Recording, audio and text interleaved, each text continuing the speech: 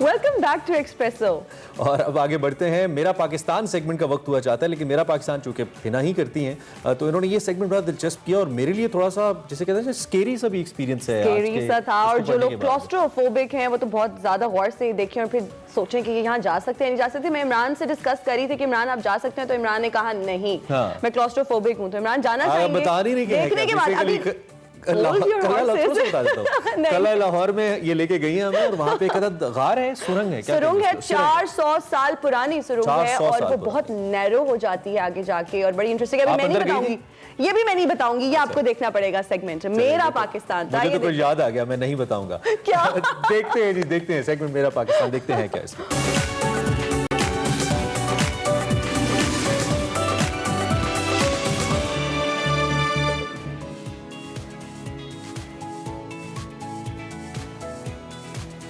अस्सलाम वालेकुम नाजरीन, मैं हूँ हिना नियाजी और आप लोग देख रहे हैं मेरा पाकिस्तान।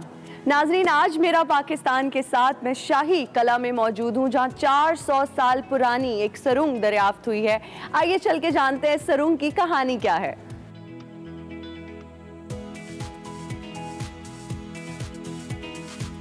व्यूअर्स, इस वक्त हमें इस सेगमेंट में director conservation and planning Najmo Saqib साहब ने ज्वाइन किया है। अस्सलाम वालेकुम सर, कैसे हैं आप? जी वालेकुम सलाम, थैंक यू वेरी मच। अच्छा सर, मुझे ये बताइए कि इस सुरंग का कैसे पता चला, किसने दरियाफ्त की? असल में ये थोड़ी सी तवील है। इसके ऊपर हम 2019 में हम लोगों ने इस पे जब मकातिब खाना और मोती मस्जिद पे काम शुरू किया इसकी रेस्टोरेशन का, कंजर्वेशन का। सो इसका मेन चीज़ इसमें होता है कि हमें ये मालूम करना होता है कि इसकी प्रॉब्लम क्या है, बिल्डिंग्स सिंक कर रही है या क्या मसला हो रहा है, क्यों इसके साथ है। सो आप जैसे देख सकते हैं कि मकातिब खाना का फ़र्श जो है वो नीचा है और उसका पानी कहीं निकलता नहीं है। यही हाल मोती मस्जिद का भी था, उसका पानी बारिश का तमाम आता था, वहीं से कहीं से जाता नहीं था।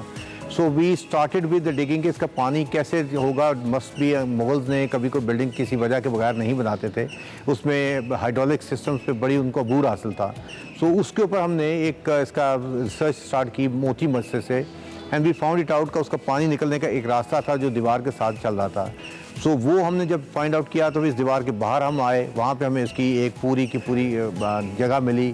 उससे हम लोगों ने लीड लेते हुए हम आहिस्ता आहिस्ता आगे को चलते गए और अल्हम्दुलिल्लाह 1 साल में हमने इसको दरियाफ्त किया है। और ये लास्ट जो मानसून था उसमें ये मकातिब खाना और मोती मस्जिद का पानी इसी ड्रेन से हम लोग ड्रेन आउट किया है, जो दीवान आम से स्टार्ट होती है, इसके पास से गुजरती हुई ये आलमगीरी गेट के पास से निकलती, बाहर निकलती, जो बाहर के साइड पे दरिया हुआ था, ये पानी उस दरिया में जाके गिर जाता था। अच्छा सर, मुझे ये बताइएगा कि ये सुरंग 400 साल पुरानी है, क्या अभी भी अपनी असली हालत में मौजूद है?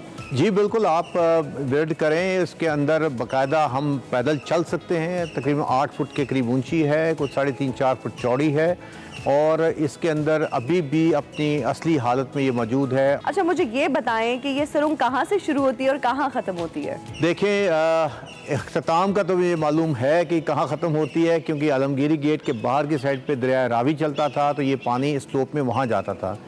जहाँ से शुरू होती है, अभी हम आपने देखा है दीवाने आम के लॉन्स में अभी तक हम पहुँच चुके हैं और यहाँ से भी हमें मालूम पड़ता है कि इसके भी हिस्से कुछ निकल रहे हैं।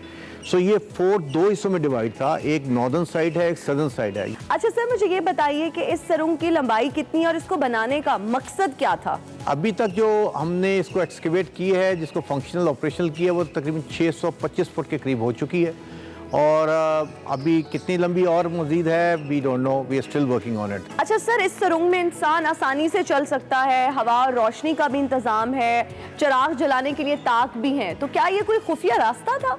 देखिए, एक इसके पीछे वन कैन ऑलवेज से कि ये मिथ ज़रूर हो सकती है कि जब किले के अंदर कोई ऐसा रास्ता कि खुदा न खासा किला अगर ब्रीच कर जाता है, तो उस ब्रीच करने के बाद अगर किसी को आपको एस्केप रूट चाहिए, तो at least these drains are always used as escape route for the royals to basically come out and they can go through river space से बाहर जा सकते। तो जो बाहर यूरोप में भी जो आपके चर्चेज़ हैं, जो आपके कैथेड्रल्स हैं, फोर्ट्स हैं, उसमें ये इस किस्म के हमेशा ड्रेनेज के ज़रिए ही एस्केप रूट्स बने होते थे।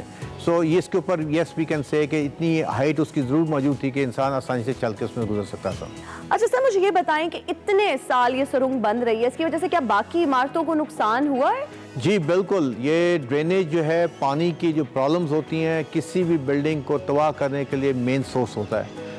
आपकी इसकी फाउंडेशंस में अगर पानी जाता रहे तो उसकी वजह से आपकी बिल्डिंग्स की जो बुनियादें हैं वो कमज़ोर पड़ जाती हैं, और जब मिट्टी नरम पड़ती है तो उसका वज़न इतना होता है बिल्डिंग का, उसको सिंक करती है और बिल्डिंग आपस में क्रैक करती है।